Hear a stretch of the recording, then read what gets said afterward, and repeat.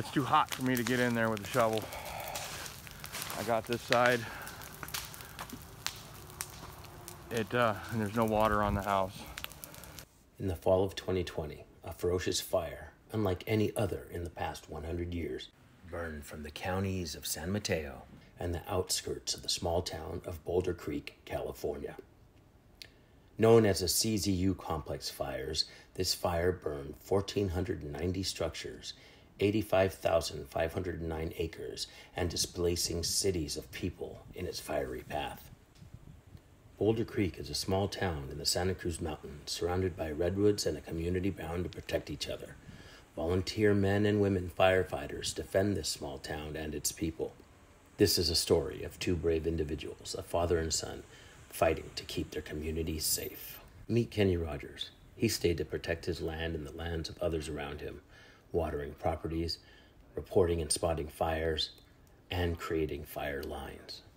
Couldn't see a whole lot, couldn't breathe very well, walking around with a wet, damp mask kind of thing, bandana over so I can filter some of the smog out.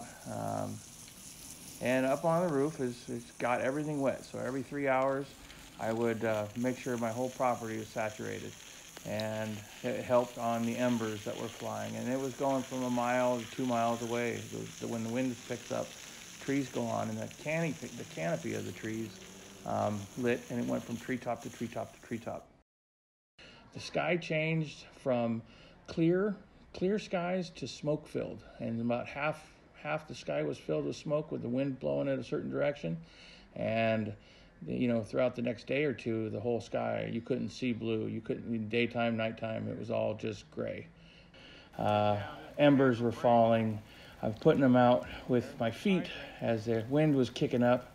It was getting pretty hairy. A couple nights, I didn't know if we were going to have a house to come back to, so I never left. I slept in my truck in the driveway on a couple nights because I couldn't go in the house. If the house caught on fire, I'd be dead. So there was a fireman that lost his house. His name is Vince. He's not really a fireman in his real day-to-day job, but he's part of the Boulder Creek Fire Department, the volunteer fire department. And his house was going up while he was busy fighting a fire on another house. And they said, "Hey, do you want to go fight your own house?" And he said, "No." He says, "It's too late for my house, but maybe I could save this one." And they ended up saving that one. And his house went up. And there was a couple other houses that went up. All his neighbors, all a fallen leaf, the whole neighborhood just decimated. And Vince is a nice guy. He's pretty humble, and there's a lot of people that came together in this town that they did a GoFundMe. Some of the women firefighters' wives, $130,000 or something like that was given out. It was a well-deserved award, I guess, for being as humble as he is. That's Vince. Just down the road from Kenny is his son, Curtis Rogers, a member of the Boulder Creek, California volunteer fire crew. After serving the United States military, he now serves a small town and its people. Boulder Creek Volunteer Fire Department serves the Boulder Creek Fire District, and we're completely volunteer. How it works is we'll get a call dispatched out of Santa Cruz County, and whoever's available for the call will come down to the station. A lot of firefighters on this department usually work local, and so as they usually have employers that will allow them to leave work during a call and come on the call and then return back to work after the call. And but for the most part, we all come here to be part of this department, serve this community, because it's such a tight knit little town, and majority of this department, we all grew up here, and we get a lot of pleasure of serving this community, and then also we're one big family.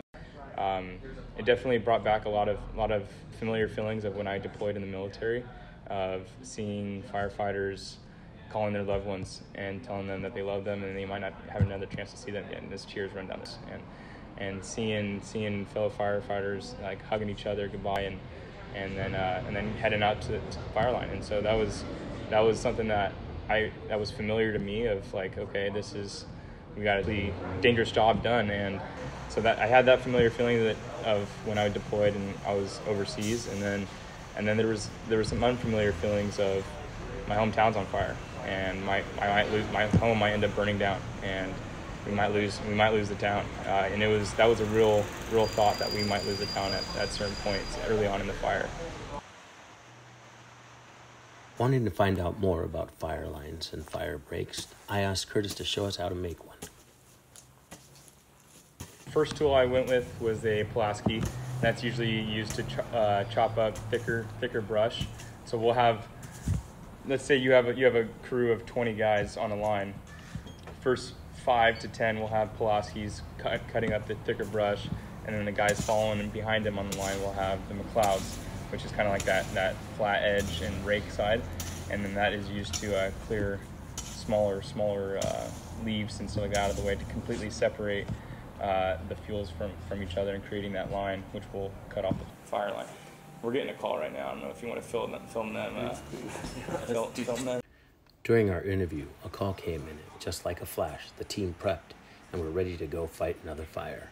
These brave men and women will continue to serve their community with honor and bravery.